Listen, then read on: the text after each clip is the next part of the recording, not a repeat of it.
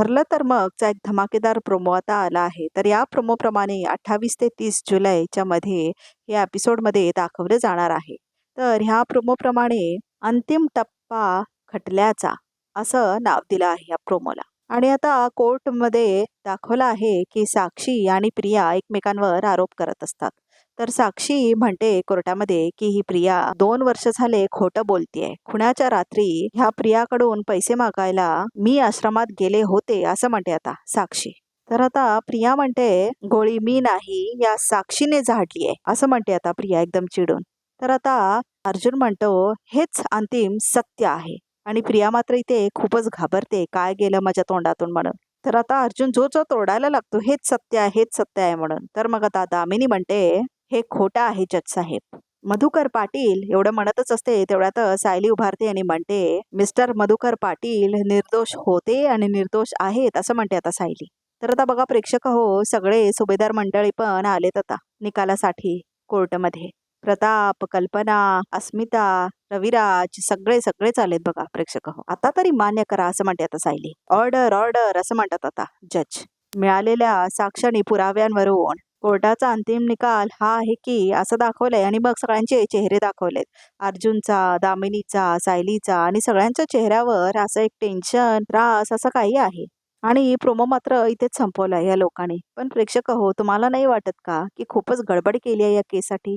म्हणजे पुरावे मिळतायत हे माहीत असून सुद्धा हा जज असा का एवढी काय गडबड आहे या जजला? म्हणजे कोर्टाचं असं म्हणतात की 100 गुन्हेगारांना शिक्षा नाही मिळाली तरी चालेल पण एकही निर्दोषाला शिक्षा मिळू नये असा ठोस मत आहे ना कोर्टाचं. पण इकडे ह्या सिरियलमध्ये असं जोरात पळवतायत ही केस की म्हणजे 2 वर्षापासून काहीच दाखवलं नाही आणि एकदम 10 दिवसामध्ये भर भर भर पुढे नेत आहेत. खरं तर ह्या केसची खूप चुकीच्या पद्धतीने चौकशी आणि इन्व्हेस्टिगेशन झाली आहे. खरं तर प्रियाची चौकशी व्हायला हवी होती आणि महिपतवर एवढे काही काही गुन्हे लावले त्या सरंजामेने तरीही त्या जजने काहीच नाही म्हटलं. म्हणजे पुरावे लपवणं, पुरावे खोटे देणं हे किती मोठी गोष्ट आहे. पण महिपतला काहीच शिक्षा नाही दिली ह्या जजने. आणि दरवेळी फक्त हीच शिक्षा सांगतोय की साक्षी संशयित आहेत, गुन्हेगार नाही, संशयित आहेत, गुन्हेगार नाही. म्हणजे अजून दिवस तरी द्या ना. पण नाही दिवस पण द्यायचं नाही आणि संशयित म्हणून तिला तसंच ठेवणार का आता? पण प्रेक्षक हो तुम्हाला कळलंय का? अर्जुनने इथे प्रियाला घाबरवलंय हे सांगून की जर तू येऊन विटनेस बॉक्समध्ये हे नाही सांगितलीस की साक्षीनेच गोळी मारले म्हणून तर मी सगळी केस तुझ्यावर उलटी करणार आणि तू जाणार आतमध्ये जेलामध्ये म्हणून. तर आता इथे प्रियावर साक्षीनेच आरोप केलाय की तूच झाडली आहे गोळी म्हणून. तर उलट झालंय हे. म्हणजे प्रिया तर साक्षीची साथ देत होती पैशांसाठी पण आता साक्षीनेच डाव उलटा केला आणि प्रियावर आरोप केला. तर आता मला काय वाटतंय प्रेक्षक हो की प्रियालाच खुनी म्हणून जाहीर केलं असणार ह्या जजनी आणि बहुतेक प्रियाच गेली असेल जेलमध्ये. कारण आता बघा विटनेस बॉक्समध्ये फक्त प्रिया आणि साक्षी आहेत. मधुभाऊ तर खाली आहेत. म्हणजे ते आता संशयित पण नाहीत आणि त्याला शिक्षा पण होणार नाही. तर शिक्षा ही साक्षी आणि प्रियामधल्या एकटीला होणार नाहीतर दोघींनाही शिक्षा होणार. आणि बेस्ट गोष्ट काय आहे माहिती आहे का या प्रोमोची?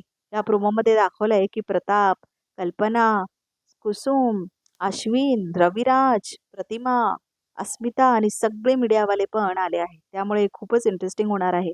पण प्रेक्षक हो आज बघा 24 तारीख आहे आणि हे दाखवणार ते जवळजवळ 28-30 तारखेला म्हणजे आणि सांगतात 28-30 पण येणार ते बहुतेक त्याच्यानंतरच. त्यामुळे खूप लांब आपल्याला वेट करावं लागेल. पण खूप इंटरेस्टिंग होणार आहे हा एपिसोड आणि मधुभाऊला शिक्षा होणारच नाहीये.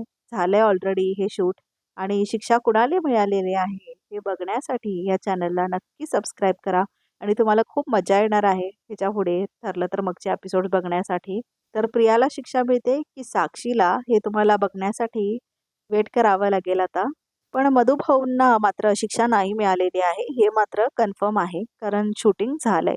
ॲक्च्युली हे पण माहिती आहे की कुणाला शिक्षा झाली पण आम्ही नाही सांगू शकत सध्या.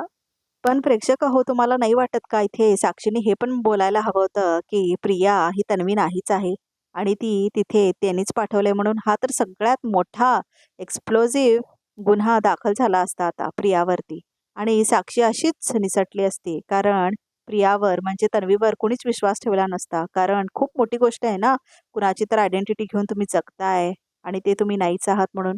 तर प्रियावर तर खूप मोठा गुन्हा झाला असता. पण साक्षीला तेवढं डोकं नाही आहे. म्हणजे साक्षी हुशार आहे, पण ती कणिक नाही आहे ना प्रियासारखी. तर साक्षीने हे यूज करायला हवं होतं. मग काय झालं असतं, की मध्ये जज बोलले असते, की प्रियानेच खून केलाय म्हणून. कारण ती इतकं खोटं बोलू शकते, तर हे तर बोलूच शकते. आणि मधुभाऊंचं काय ते माहीत नाही आता. कारण मधुभाऊंनी आजपर्यंत प्रियाला तिच्या विरुद्ध कधीच काय बोलले नाहीत माझी मुलगी म्हणून. खरं तर मला मधुभाऊ हे कॅरेक्टरच आवडत नाही खरं सांगायचं तर. कारण त्यांना प्रियाच्या खोलीमध्ये सायलीचे फोटोज मिळून सुद्धा ते अजून कुणालाही नाही सांगितलेत, की तिकडे काय करत होते ते सायलीचे फोटोज म्हणून. आणि ते आपल्या मनात ठेवून घेऊन आहेत, की का होते ते फोटोज म्हणून. कारण आणि मधुभाऊंवर हे जे सगळे आरोप झालेत ना, हे त्यांच्या मूर्खपणामुळेच झालेत. जर का त्याच वेळी डोकं वापरलं असतं ना मधुभाऊंनी, तर प्रिया गेली असती जेलमध्ये. पण मधुभाऊंनी डोकंच नाही वापरलं. माझी मुलगी बोलत बसली आणि सायलीनी पण प्रियाला खूप पाठीमागे घातलंय. मागचे एपिसोड बघा. खरं तर सायलीला ढकलून पण दिलेलं असतं प्रियाने. पण तेही सांगत नाही सायली. विचार करून रविराजचा वगैरे. पण रविराज आणि प्रतिमाचा काय विचार करत आहे? ती तर त्यांची मुलगी नाहीच आहे. तर प्रेक्षक हो, खूप मस्त इंटरेस्टिंग चाललाय आता ट्रॅक आणि बघत राहा आणि या चॅनलला नक्की सबस्क्राईब करा.